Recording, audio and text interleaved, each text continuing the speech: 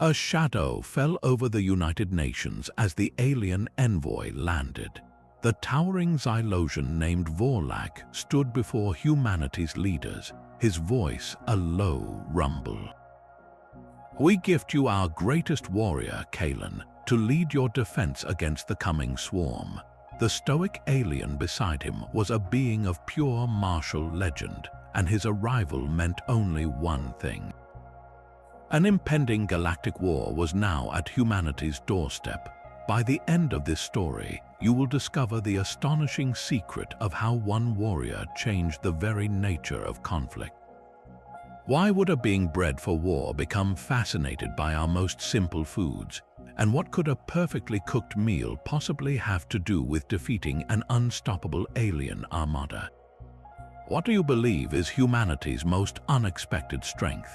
The generals led Kaelen through the stark, echoing corridors of the military installation, their polished boots clicking in unison. They spoke of troop deployments, of orbital defense grids, of tactical doctrines centuries in the making. The warrior offered no reply, his silence a physical weight in the air. They arrived at their destination, a cavernous mess hall filled with the low hum of conversation and the clatter of trays. This was to be his first briefing on human logistics. But Kaelen stopped just inside the doorway, his immense frame blocking the light. His head tilted, and those chillingly analytical eyes, which had just hours before assessed global defense networks, now fixed on a single soldier at a nearby table. The soldier was carefully cutting a piece of meatloaf, scooping up a forkful of mashed potatoes, and washing it down with a sip of coffee. Kaelen watched the entire, simple ritual with an intensity usually reserved for studying an enemy's fortifications. He was not looking at the people or the uniforms or the structure of the building. He was watching the food. He observed the steam rising from a bowl of soup, the way gravy pooled on a plate, the casual, almost thoughtless act of seasoning. To the generals, this was mere fuel, a necessary function. To the galaxy's greatest warrior, it was a profound and utterly alien mystery. Why would a species on the brink of annihilation invest such apparent care into something so fundamentally basic? What possible strategic value could there be in the way a vegetable was chopped or a piece of bread was toasted? In that sterile hall, surrounded by the tools of war, Kaelen had found his first true puzzle, and his silence was not one of dismissal, but of deep, unsettling focus. The holographic display of the approaching swarm fleet shimmered, 1,000 red icons inching toward a tiny blue dot that was Earth. General Reed was mid-sentence, explaining the fail-safe protocols for the orbital defense platforms when a shadow fell over the tactical map. Kaelen had risen to his full, imposing height, the command staff falling into a stunned silence. Every eye was on him, expecting a pronouncement on fleet dispersion or point defense weaknesses. Instead, the warrior's gaze was fixed on a junior officer at a side console who was quietly eating a late lunch. Kaelen's clawed finger, which could diagram a planet's destruction, pointed with unnerving precision. His voice, a low vibration that seemed to emanate from the floor itself, cut through the strategic tension. The small, red fruits on the officer's plate. What is their purpose? General Reed blinked, his mind struggling to shift gears from interstellar warfare to a side salad. He stammered, "They are cherry tomatoes, soldier." "They are for eating." Kaelen did not sit down. He absorbed this information as if it were a new piece of alien technology. Eating, but they serve no primary nutritional function in this context. They are adjacent to the protein source, yet separate. Is their purpose ornamental? A question of color to enhance visual appeal? The entire command staff was frozen, baffled. Here was a being who could process the trajectory of 1,000 enemy ships simultaneously, yet he was utterly confounded by a garnish. In that moment, the grand strategy for saving humanity halted, not for a weapon, but over the philosophical implications of a cherry tomato.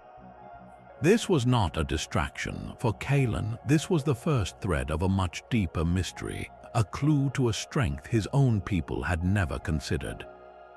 The transfer to Outpost Gamma 7 was meant to be a tactical downgrade, a place for the uncooperative alien asset to observe human military discipline firsthand. The air on the barren moon was thin and cold, the structures little more than reinforced bunkers carved into the grey rock. A grizzled Sergeant Miles met the warrior at the airlock, his expression a mask of weary professionalism.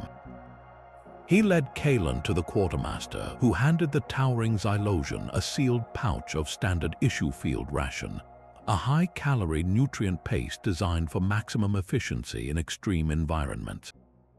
Sergeant Miles expected a nod of understanding or perhaps a critique of its macronutrient balance.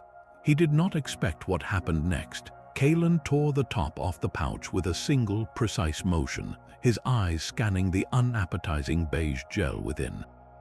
He raised it to his mouth and consumed a single, small portion. For a moment, there was only the howl of the wind outside. Then, the warrior's entire body went rigid.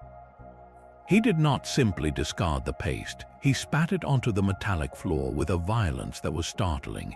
His features contorted not in anger, but in what looked like profound spiritual offense. He turned his burning gaze on the stunned sergeant, his voice dropping to a low, resonant growl that vibrated in their very bones. This is not sustenance. This is despair. The declaration hung in the air, heavier than any weapon. Before the sergeant could form a reply, Kaelen continued, his tone leaving no room for argument. "I require access to your kitchen." The word sounded alien and ancient in his mouth. Sergeant Miles could only stare, his mind reeling. The fate of Earth was being decided in the stars, and the galaxy's ultimate weapon was demanding to see a stove.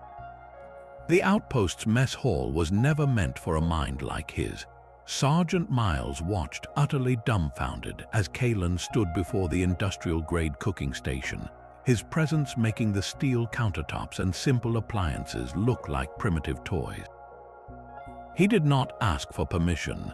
He simply took command of the space as if it were a battlefield, his focus shifting from the star charts of war to the quiet science of a grilled cheese sandwich. He procured 2 slices of bread, a block of cheddar, and a pat of butter with the same deliberate intent another soldier might use to load a plasma rifle. His movements were not those of a cook, but of a forensic investigator reconstructing a crime.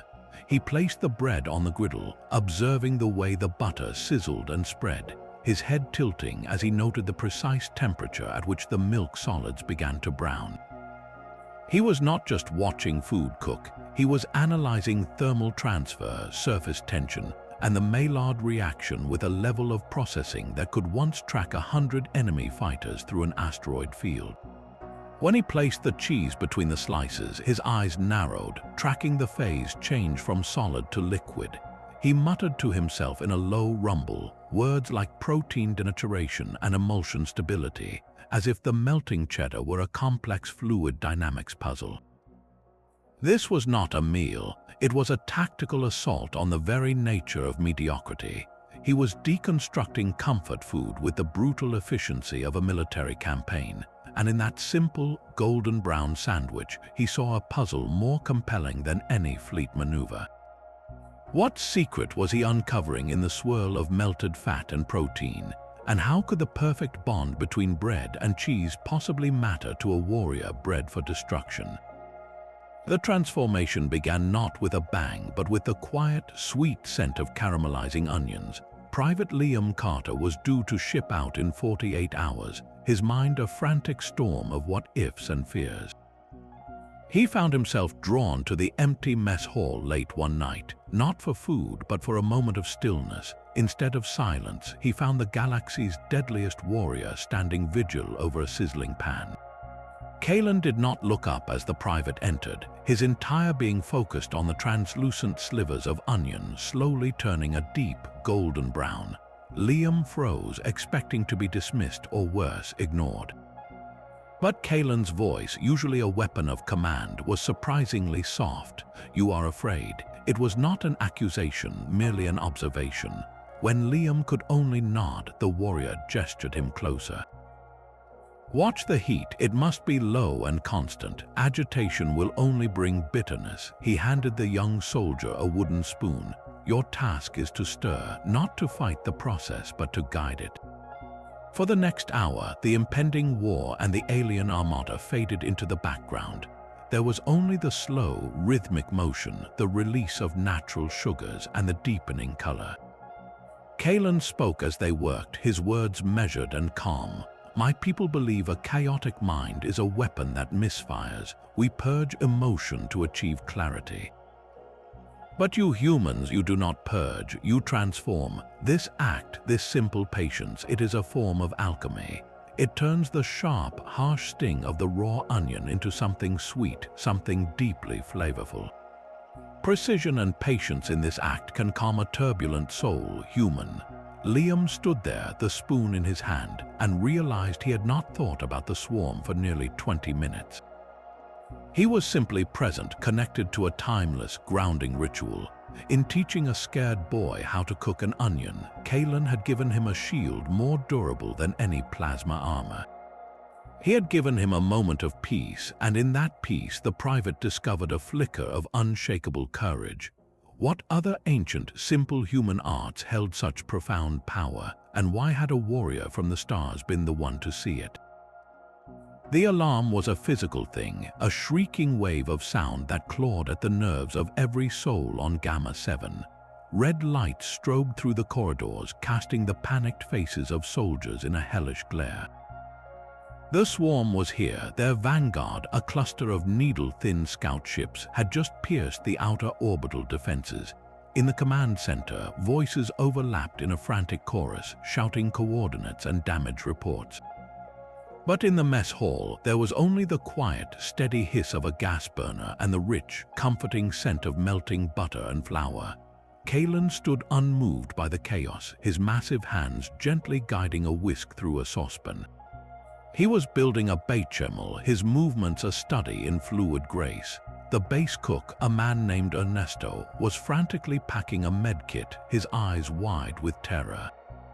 He yelled over the sirens, "They are coming. We have to go to the bunkers now." Kaelen did not look up from his sauce. He added a slow stream of warm milk, whisking it into a perfect silken emulsion.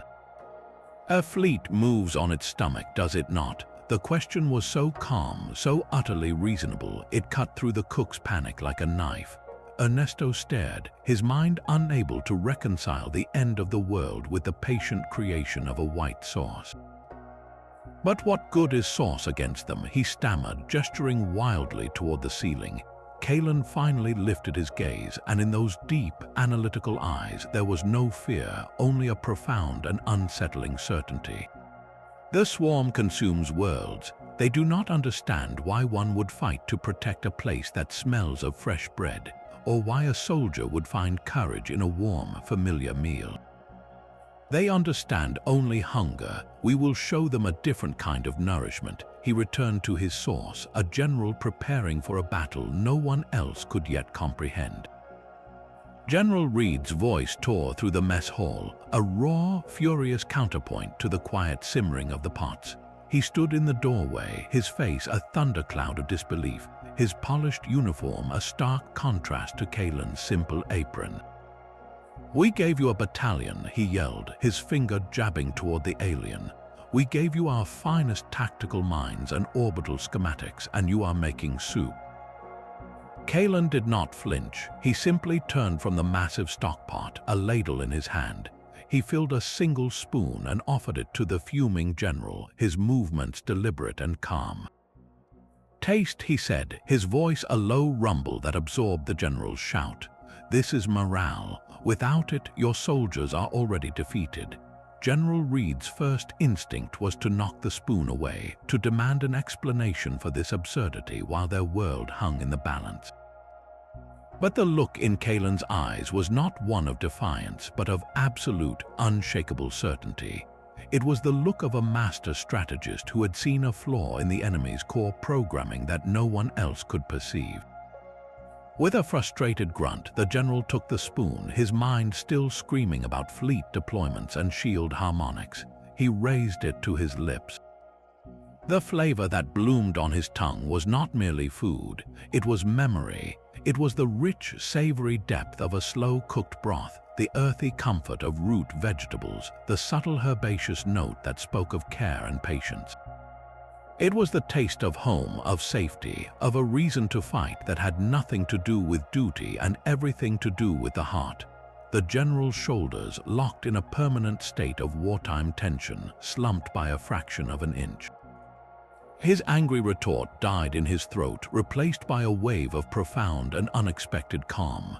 He stood there, speechless, the empty spoon in his hand, his entire understanding of warfare quietly dismantled by a single, perfect mouthful. The most powerful weapon in the coming conflict was not a new gun or a stronger shield. It was a reminder of what they were actually fighting for. The first shots were not flashes of light in the void, but the sharp crack of hull metal and the shudder that ran through the entire station. On the bridge, sirens wailed and tactical officers shouted over one another, their faces lit by the angry red of incoming fire. The swarm vanguard was testing their defenses, a probing attack meant to gauge their strength and sow chaos. And in the heart of that chaos, the one being they had been given as their ultimate strategist was utterly absent from the command center. He was exactly where he had said he would be. The mess hall had been transformed. What was once a sterile, functional space now hummed with a different kind of energy, a symphony of chopping, sizzling, and simmering directed by the towering Xylosion. Kaelen moved through the organized frenzy with a quiet authority, his voice a steady, low-pitched rhythm beneath the alarm. Protein to Station 3. Carbohydrates to the roasting pans. He was not just cooking, he was executing a complex, multi-front logistical operation.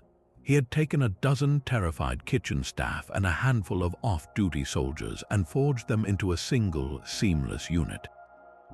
One person diced vegetables with a speed and uniformity that seemed almost machined, while another tended to massive pots of broth that bubbled like fragrant volcanoes. A third crew worked a line of ovens, roasting seasoned meats that filled the air with an aroma so profoundly comforting it felt like a physical barrier against the fear. Kaelen's strategic mind, bred for directing fleets, was now applied to the flow of ingredients and the timing of courses. He had calculated the exact moment the first wave of pilots and gunners would return, exhausted and adrenaline drained from the skirmish. His plan was not merely to feed them, but to rebuild them. The military's own supply chains were often bogged down in bureaucracy and redundancy, but in his kitchen there were no delays, no miscommunications. A request for more peeled potatoes was met with immediate action, not a form to be filed in triplicate. This was a level of efficiency the quartermasters could only dream of, all directed toward a single, tangible goal. Morale was not an abstract concept in his mind. It was a resource to be manufactured, a shield to be forged in the fire of a stove, and a hot, perfectly seasoned meal was its most potent delivery system. While the bridge fought the battle outside, Kaelen was fighting the war within, ensuring that when the crews stumbled back from their ships, they would not find a scene of panic, but one of impossible, defiant normalcy. What would it mean for a weary pilot to be greeted not by a ration bar, but by the smell of fresh bread and a stew that tasted of home? The first Xylosian warship to enter the Sol system was a blade of darkened metal and silent menace, its arrival casting a new kind of shadow over the already beleaguered human fleet. Its commander, a veteran of 100 campaigns named Vorlag, descended to the lunar outpost with an escort of equally imposing warriors, their armored forms radiating an aura of cold, clinical purpose. They had come for a tactical briefing to receive the final strategic assessments from their ultimate weapon before the main swarm force arrived. General Reed met them in the main hangar, his own anxiety a tight knot in his chest. He led the grim procession through the stark corridors, the Xylosians' heavy footfalls echoing like a death knell. They expected to find Kaelen in the command center, surrounded by holograms of fleet formations and weapon schematics. They did not expect the scent that greeted them as they approached the mess hall, a warm, yeasty, profoundly domestic aroma that was utterly alien to their experience. The doors hissed open. The scene within was one of such cultural dissonance that the Xylosian warriors stopped in their tracks. Their greatest warrior, the being bred for singular destructive prowess, stood at the center of a flour-dusted workstation. A simple white apron was tied over his combat harness. In his massive, clawed hands, which were capable of tearing through starship hulls, he gently cradled a smooth, elastic ball of pasta dough. He was not alone. A semicircle of human engineers, still in their grease-stained coveralls, watched him with rapt attention, their faces alight with a kind of reverent curiosity. Kaelen was speaking, his voice that familiar low rumble, but the words were not of tactics or kinetics. Watch the texture, he instructed, his fingers pressing into the dough with a delicate precision that was terrifying to behold. It must be smooth, it must spring back, this is the foundation. The Xylosian commander, Vorlak, stood frozen in the doorway, his own tactical processors struggling to reconcile the data from his optical sensors. The silence from his retinue was not one of patience but of profound, horrified shock. This was not a warrior refining a new form of combat, this was an artisan. A cook, the galaxy's most expensive and lethal soldier, was teaching primates how to make noodles. The hope they had carried across the stars curdled into something cold and ashen. They had not sent them a savior, they had sent them a madman. Zahn's armored form seemed to suck the warmth from the very air. He took a single, heavy step forward, his voice a low, disgusted snarl. You were our blade of vengeance. The title was a legend, a thing of dread whispered across star systems. He gestured with a clawed hand, a sweeping, contemptuous motion that took in the flour-dusted counter, the ball of dough, the watching humans. Now you need dough. The accusation hung there, a verdict of insanity and betrayal. Every human in the room held their breath, the comfort of the kitchen instantly shattered by this cold, alien judgment. Kaelen did not straighten to his full, intimidating height. He did not drop the dough. He simply looked up, his luminous eyes meeting Zahn's furious gaze, his hands never ceasing their gentle, rhythmic work. When he spoke, his voice was not defensive but carried the weight of a fundamental, unshakable truth. I have found a more profound battle to fight. He paused, letting the silence stretch, allowing the sheer absurdity of his next words to land with the force of a physical blow. The battle against culinary mediocrity. Zahn stared, his tactical mind utterly failing to pass the statement, culinary mediocrity. It was not a concept that existed in the Xylosian lexicon. Food was fuel, a paste, a nutrient delivery system. The idea that its quality could constitute a battle was not just illogical, it was heresy. Kaelen saw the incomprehension and continued, his tone shifting from declarative to explanatory, as if lecturing a junior officer on a basic tactical flaw. You believe the swarm is the only enemy. They are a symptom. They are the ultimate expression of a galaxy that has forgotten why life is worth preserving. They consume, but they do not savor. They destroy, but they do not build. They understand power, but they are blind to purpose. He lifted the dough, a simple, pale sphere. This has purpose, the care required to create it, the patience to let it rest, the transformation through heat into something that nourishes not just the body, but the spirit. This is what we fight for, not just to survive, but to live well, to create moments of joy and comfort in the face of oblivion. That is a strength the swarm cannot compute and therefore cannot defeat. He looked from Zahn's stunned face to the humans around him, his gaze lingering on each one. They do not fight for victory, they fight for the taste of bread hot from the oven. They fight for the memory of a shared meal. That is a weapon you have never learned to wield. Zahn could only stand there, the foundation of his entire existence as a warrior quietly crumbling under the weight of a perfectly made loaf of bread. The first pilot to receive the ration was Lieutenant Anya Sharma, strapped into her cockpit and waiting for the order to scramble. Her hands trembled with a fatigue that coffee and adrenaline could no longer touch. A crew chief handed her not the usual foil packet of chalky protein gel, but a small, insulated container. Inside, she found a perfectly seared flank steak, sliced thin and resting on a bed of creamy polenta, alongside roasted root vegetables that still carried a hint of crispness. It was warm, it was seasoned with rosemary and garlic. For 10 minutes, cocooned in her fighter, she ate. The world outside shrank to the simple, profound act of tasting something that was not merely fuel but a gift. When the scramble order finally came, her hands were steady, her mind was clear. She launched into the blackness not as a drained soldier, but as a person who had just been reminded of the flavor of life itself. Across the fleet, the story repeated. Pilots who had been running on nerves and stimulants found themselves savoring herb-roasted chicken with a side of buttery mashed potatoes. Engineers on long shifts discovered individually wrapped, flaky pastries filled with spiced lentils. These were not just meals, they were Kaelen's combat rations, each one a meticulously crafted, nutrient-dense package of morale engineered for zero-gravity consumption. The effect was immediate and quantifiable. Reaction times in the simulators improved by 18%. Communication logs showed a marked decrease in terse, stressed exchanges and a rise in focused, cooperative dialogue. The pilots were not just better fed, they were happier, more resilient, more human. In the war room, General Reed stared at the after-action reports, the data undeniable. The unorthodox strategy he had dismissed as culinary insanity was yielding the most significant performance boost his forces had seen since the conflict began. The greatest weapon in their arsenal was not a new missile or a stronger shield.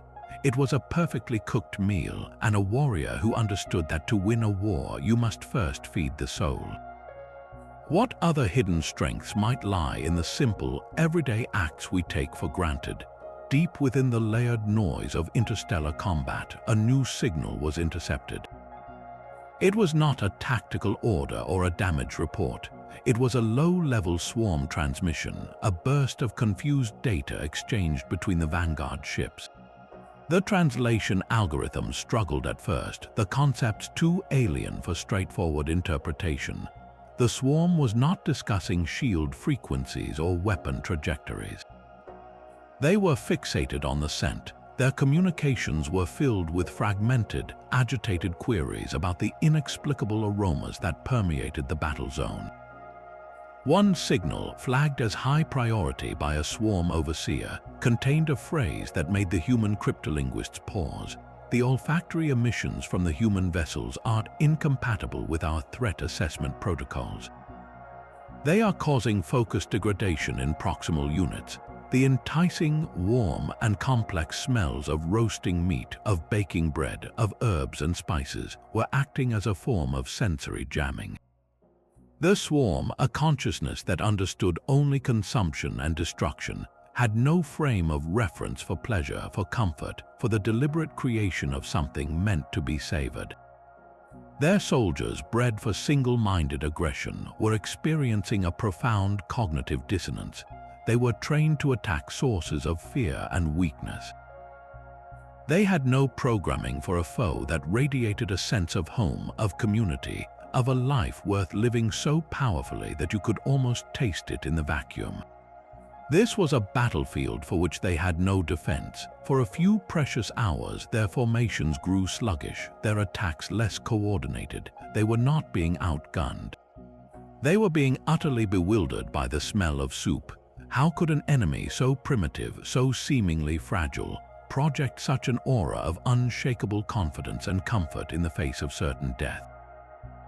The aroma of a shared meal had become a stealth weapon, creating a temporary advantage born not of firepower, but of profound, soul-deep confusion.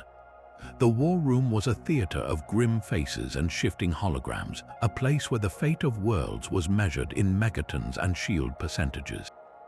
When Kaelen entered, his apron traded for his formidable armored harness. A ripple of tense expectation went through the assembled admirals and generals. They awaited a revolutionary tactical insight, a flaw in the swarm's attack patterns only he could perceive. He approached the central holotank, but instead of calling up schematics of enemy warships, he projected a complex, rotating molecular diagram.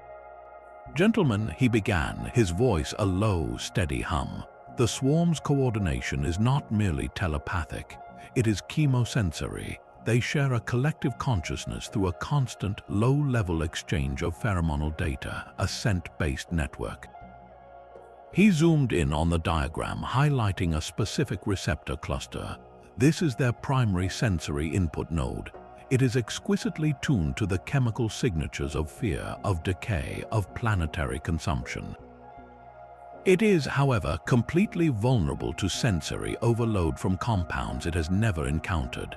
The hologram shifted, displaying the chemical structures of capsaicin from chili peppers, piperine from black pepper, and the volatile oils in garlic and rosemary. These molecules are not weapons to us. To their network, they are pure, undiluted chaos. A concentrated aerosol dispersal of these compounds in the path of their fleet would be the equivalent of screaming static directly into their collective mind. It would not destroy their ships, but it would blind their coordination, shatter their focus. He then displayed a simulation of a swarm formation encountering a cloud of this spicy mist. The orderly red icons began to waver, their movements becoming erratic and uncoordinated. Their greatest strength is their unity. We will attack that unity not with force but with flavor. We will weaponize the very essence of a well-stocked kitchen. The admirals stared, their minds, trained for decades in the logic of kinetics and energy, struggling to grasp a strategy where victory smelled like a gourmet meal. One of them finally found his voice, whispering the question that hung in the air. "You are proposing we defeat an alien armada with pepper spray and garlic powder?" Kaelen's gaze was unwavering. "I am proposing we make their victory taste so foreign, so confusing, and so utterly unpleasant that they lose their appetite for our world entirely." The silence in the mess hall was absolute, broken only by the soft, rhythmic sound of Kaelen's hands working the pasta dough. Zahn's disgust had cooled into something far more dangerous, a cold, crystalline resolve. He took another step forward, the armored plates of his body shifting with a soft, menacing click. "You dishonor the memory of our fallen worlds," he said, his voice dropping to a deadly whisper. "You have forgotten what it is to be Xylosian. There is only one path to cleanse this shame. I invoke the right of vindication, a challenge of single combat." The humans in the room instinctively backed away, the ancient, brutal formality of the words hanging in the flour-dusted air. They expected Kaelen to finally drop the dough, to rise to the challenge with the fury of a warrior scorned. Instead, he gave the smooth ball one final, gentle press and set it aside to rest. He met Zahn's gaze, his own eyes calm, almost appreciative. "I accept your challenge, Commander," Kaelen replied, his tone as measured as if he were agreeing to a minor adjustment in the dinner menu. "But the terms are mine. You wish to test my spirit, then we shall do so in my arena." He gestured around the galley kitchen. "Our weapons will be these." His clawed hand swept over a magnetic rack holding an array of polished chef's knives, their steel edges catching the light. Zahn stared, his tactical mind once again short-circuiting. Knives, kitchen tools, this was not a rite of vindication. It was a farce, but the challenge had been issued and accepted before witnesses. To refuse the terms now would be its own dishonor. He gave a single, sharp nod of his head, his contempt so palpable it chilled the room. So be it. The galley was cleared, the central preparation island becoming their dueling ground. The two Xylosians stood opposite each other, a pile of identical root vegetables placed between them. The objective was simple, declared by Kaelen. The first to perfectly dice 1 kilogram of these tubers with uniform precision would be the victor. To the humans watching from the doorway, it seemed absurd, almost comical. But as Kaelen selected his 8-inch chef's knife, his entire posture shifted. The calm artisan was gone, replaced by a being of terrifying, hyper-focused intensity. His grip on the knife was not just functional. It was an extension of his will, his body settling into a stance of perfect balance and control. Zahn, scoffing at the simplicity, grabbed a knife of his own, his powerful hand crushing the handle as if it were a weapon of war. At the signal, he began, his movements a blur of aggressive, powerful chops. Pieces of vegetable flew in every direction, some large, some small, all of them ragged and torn. He was fighting the food, attacking it with pure, undirected force. Kaelen did not move with speed, but with an impossible, fluid economy. The rock of his knife was a metronome of perfect rhythm. Each slice was a whisper, each dice a precise, geometric act. There was no wasted motion, no frantic energy. His focus was absolute, a deep, meditative state where the knife, the vegetable, and his intention were one. He was not chopping, he was executing a perfect, repeatable formula. The pile of perfectly cubed vegetables grew beside his cutting board, each piece a mirror of the last, a testament to a control so complete it was its own form of power. Zahn's frantic, chaotic pile was a mess of splintered fibers and irregular chunks. He was breathing heavily, not from exertion, but from a rising, furious frustration. He was losing. He was being defeated not by a warrior's strength, but by a chef's patience. In his rage, his massive hand slipped, the blade skidding off a tough piece of skin and biting deep into his own armored finger. He roared, a sound of pure, undiluted fury, clutching his hand as a drop of shimmering, silvery blood hit the counter. He had been bested by a potato. Kaelen set his knife down, his task completed with serene perfection. He looked at the seething commander, his voice quiet, yet it carried across the silent galley. "You see, Zahn, you approached this as destruction. You sought to dominate the ingredient, to break it to your will. That is the way of the swarm. It is the way of consumption without understanding." He gestured to his own flawless pile. "I approached it as creation, to understand its structure, to work with its nature, to reveal its potential. That is the way of humanity.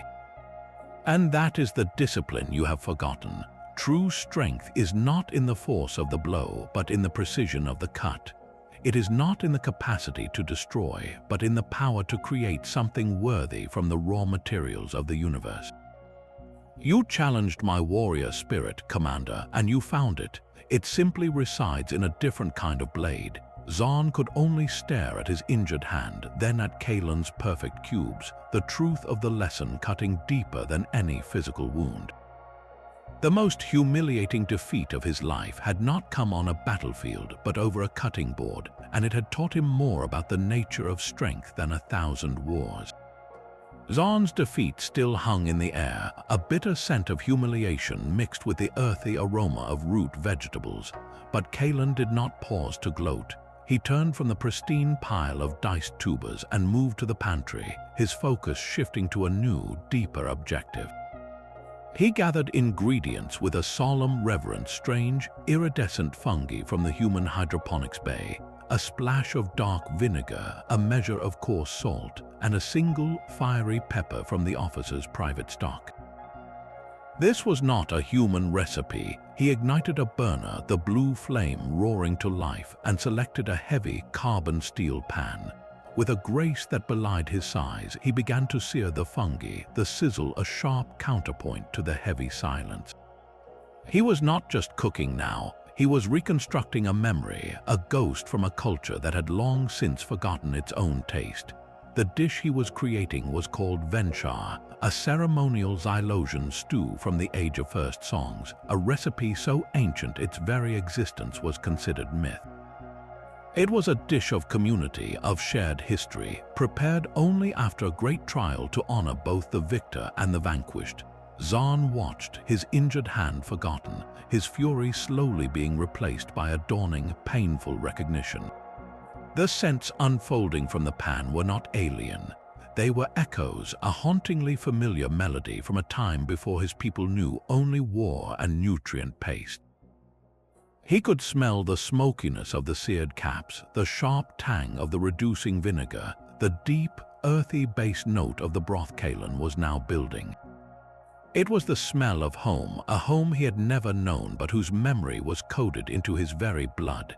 Kaelen worked in silence, his movements a ritual, each step an act of remembrance. He was not merely feeding the commander, he was offering him back a piece of their soul, a truth buried under eons of conflict. When he finally ladled the steaming, aromatic stew into a bowl and offered it to Zahn, the gesture was not one of submission but of profound kinship. The challenge was over. This was the true vindication. "Taste," Kaelen said, his voice softer than they had ever heard it. "Remember who we were before we learned only to break." Zahn, his warrior's pride in tatters, took the bowl. The first taste was a shock, not to his tongue but to his spirit. It was complex, layered, and deeply satisfying. It spoke of patience, of ceremony, of a people who once gathered not just to consume but to connect. A single, shuddering breath escaped him. He had come to challenge a warrior and found a keeper of lost songs. What other ancient truths had his people sacrificed in their pursuit of pure, unfeeling power? Zahn's hands trembled as he lifted the bowl to his lips, the steam carrying a forgotten song into his lungs. He took the first mouthful and his entire body went rigid. His eyes, once blazing with judgment, widened in shock, then glistened with a moisture his kind had not shed in millennia. The bowl slipped from his grasp, clattering to the floor, its contents spilling like a lost memory. He did not seem to notice, his massive frame folded, armor scraping against the deck as he dropped to his knees. A low, shuddering sound escaped him, part groan, part prayer. This, he whispered, his voice cracking with a reverence no one in the room had ever heard from a Xylosian. "This is the taste of our homeworld before the endless wars." It was not a flavor of mere sustenance. It was the ghost of purple mountains under twin suns, the echo of a communal feast beneath a sky untroubled by warships, the deep, resonant comfort of a people who knew how to live, not just how to survive. "You have given us back our soul." The humans watching understood they were witnessing something far greater than a meal. They were seeing the end of one war and the quiet, profound beginning of another. A war against the emptiness their own savagery had created. Kaelen stood over the kneeling commander, not as a victor, but as a restorer. The greatest strength was not in making an enemy kneel, but in reminding him why he should want to stand again.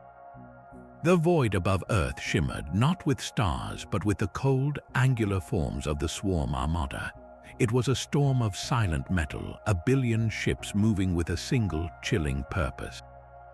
Against this tidal wave of annihilation, the human defense fleet looked like a handful of pebbles, their hulls gleaming with a desperate final hope. Their weapons were charged, their shields were at maximum, but their most critical payloads were not missiles of pure destruction. In their launch tubes sat the seasoning missiles, and nestled in their bays were the aroma dispersion drones, all designed from Kaelen's meticulous research. This was not a battle plan born in a war room. It was a recipe for survival tested in a kitchen. The final ingredient was the enemy itself. Could a fleet that had consumed entire civilizations be made to lose its taste for one world? The tension on the human flagship was a physical force thick enough to taste, and it tasted of garlic, chili, and rosemary. Every pilot, every gunner, held in their mind not just the tactical briefings, but the memory of a last meal that had tasted like home. They were not just defending a planet, they were defending the very idea that life should have flavor. The flagship's galley became his command center. Kaelen stood before a wall of monitors, each one displaying the bustling kitchen of a different human warship. His voice, a calm and resonant hum, flowed through the fleet-wide comms, not as an order, but as a conductor guiding a symphony. "Stations, report your primary aromatics," he instructed. From the destroyer Valiant came the confirmation of roasting garlic and searing beef. The carrier Resolute reported a rolling boil for pasta and the toasting of cumin and coriander. The frigate Dauntless signaled the baking of sourdough and the simmering of a tomato sauce rich with basil and oregano. This was not random cooking. It was a coordinated, multi-layered sensory assault, each ship contributing a specific note to a cloud of scent that would soon envelop the approaching enemy. Kaelen processed the data like a grand tactical map, his mind calculating dispersion patterns, molecular volatility, and the precise emotional resonance of each combined aroma. He was weaving a tapestry of scent designed to tell a single, overwhelming story to the swarm's hive mind, a story of a people so deeply rooted in comfort, community, and the joy of creation that the very idea of their consumption felt like a logical paradox. On every ship, crews worked with a focused intensity, guided by the alien in their galley. They were no longer just cooks or soldiers. They were frontline combatants in the strangest war in history. Their weapons were whisks and stockpots, and their ammunition was the memory of every good meal they had ever eaten. What kind of battle plan requires you to preheat the oven and mince the onions with perfect uniformity? The most important one, it turned out. For the first time, the void of space would not smell of cold metal and ionized particles. It would smell like Sunday dinner at Grandma's house, and for a consciousness that knew only hunger, that would be the most terrifying thing it had ever encountered. The wave of scent hit the swarm fleet like a physical tide. One moment, their formations were perfect, a razor-edged net closing around their prey. The next, the leading ships began to shudder and drift. Their hive mind, a flawless conduit for tactical data and predatory instinct, was suddenly flooded with signals it had no protocol to process. The sharp, savory punch of roasted garlic and seared meat triggered phantom hunger pangs, a biological imperative for a consumption that was not destruction. The warm, yeasty cloud of baking bread whispered of safety and satiation, concepts utterly foreign to their purpose. The complex herbal notes of rosemary and thyme introduced a sensory chaos, a layered subtlety their binary understanding of edible and inedible could not categorize. Their coordination shattered. Ships on the flank collided with those in the center, their pilots mentally disoriented by a profound and inexplicable nostalgia for a home they had never known. The human fleet, witnessing the chaos, did not see an enemy breaking. They saw a predator that had just bitten into a meal and found it filled with flavors it could not comprehend, making it forget how to swallow. How do you fight an enemy that attacks not your shields, but your very definition of what food should be? A single ship detached from the chaotic swarm formation, a colossal, obsidian wedge moving with a purpose that defied the sensory disarray around it. While the rest of the armada drifted and stumbled through the aromatic fog, this vessel cut a clean, unwavering path straight for Earth. On the flagship's bridge, Kaelen's eyes narrowed, his analytical gaze locking onto the new threat. "That is not a warship," he said, his voice cutting through the tactical chatter. "That is the palate. It is the primary sensory processor for the entire collective, the origin point that defines what is nourishing and what is not. While our seasonings confused the lesser ships, that one is filtering the input, recalibrating their entire sense of taste in real time. It is the source of their hunger, and it is coming to consume our world directly, to reset the menu, as it were." The humans had been fighting the swarm soldiers, but this was the swarm's mouth, and it was wide open. How do you stop an appetite that has already decided you are the main course?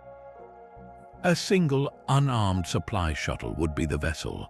Its cargo would not be explosives, but a meal. Kaelen stood before the War Council, his plan laid out with the same chilling clarity he once used for fleet maneuvers.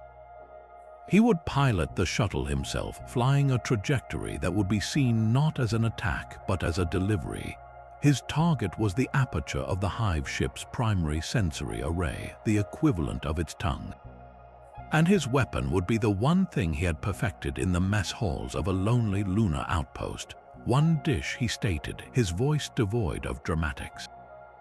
Prepared to absolute perfection, The flavor profile must be so complex, so layered with intention and memory, that their processing core cannot categorize it. It will be a taste that contains the entire contradiction of humanity, our fragility and our resilience, our simplicity and our depth. It will be a concept they cannot consume, and in that failure to digest, their entire network will experience a fatal exception. The admiral stared, their minds reeling. He was not proposing to destroy the enemy with a bomb, but with a concept. He was going to give the swarm a meal so good it would break its brain. The greatest risk was not the mission's near-certain fatality, but the possibility that the dish might not be perfect enough. One flawed note, one unbalanced flavor, and the offering would be rejected as merely food, and the galaxy would be consumed. Every ingredient, every technique, every second of cooking time would now determine the fate of billions. Could a recipe truly become the most important document in human history? The shuttle bucked violently as a near miss from a swarm energy weapon shook its frame.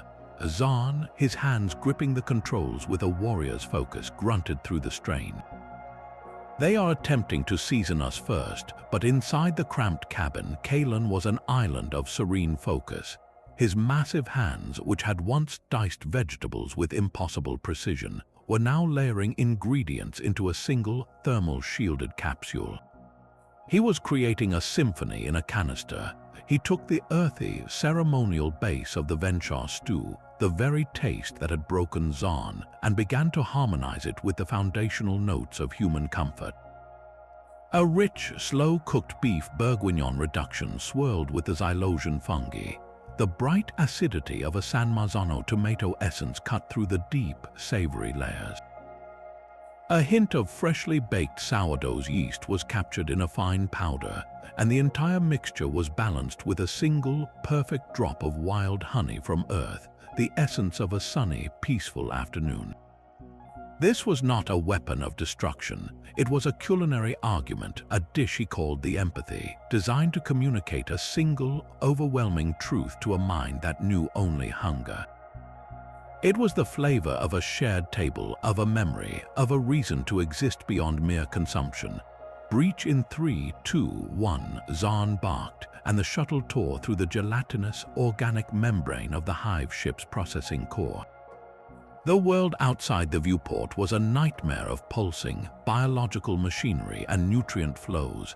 Kaelen did not hesitate. With the grace of a chef presenting a finished plate to an honored guest, he launched the capsule from the shuttle's delivery tube. It spiraled through the viscous air and vanished into the churning, central nutrient processor, the very heart of the swarm's appetite. For a moment, nothing happened. Then the effect was instantaneous and absolute. Across the entire battlefield, every single swarm ship ceased all movement. The relentless weapons fire stopped. The chaotic maneuvering froze. Millions of vessels hung motionless in the void like flies trapped in amber. The hive mind had taken its first bite, and the flavor had short-circuited its entire purpose. It was tasting something it had no database for, something beyond its comprehension.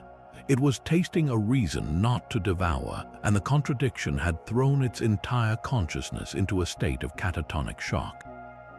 The Armada was not destroyed, it was simply full, and for the first time in its existence it was wondering why. The chamber of the Galactic Council was a silent, cavernous space, built for proclamations of war and cold, strategic alliances. But on this day, the air held the faint, warm scent of herbs and slow-cooked broth. Kaelen stood before the assembled representatives of 100 star-faring races, his immense frame no longer clad in battle harness, but in the simple, stark white of a master chef. And by his side, to the astonishment of all, stood Commander Zahn, his head held high, not in defiance but in solidarity.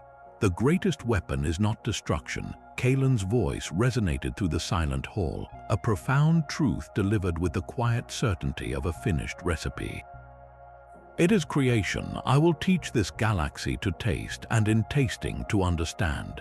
He was not asking for their fleets or their resources. He was asking for their palates, and in doing so, for their souls. The war had not ended with a treaty signed in ink, but with a flavor that had rewritten the very programming of their most ancient enemy. And so, on a neutral station suspended in the quiet dark between stars, a new kind of embassy opened its doors. They called it the Galactic Hearth. Its windows looked out upon the swirling nebulae and distant suns, but inside, the air was rich with the sounds and smells of 1,000 different kitchens.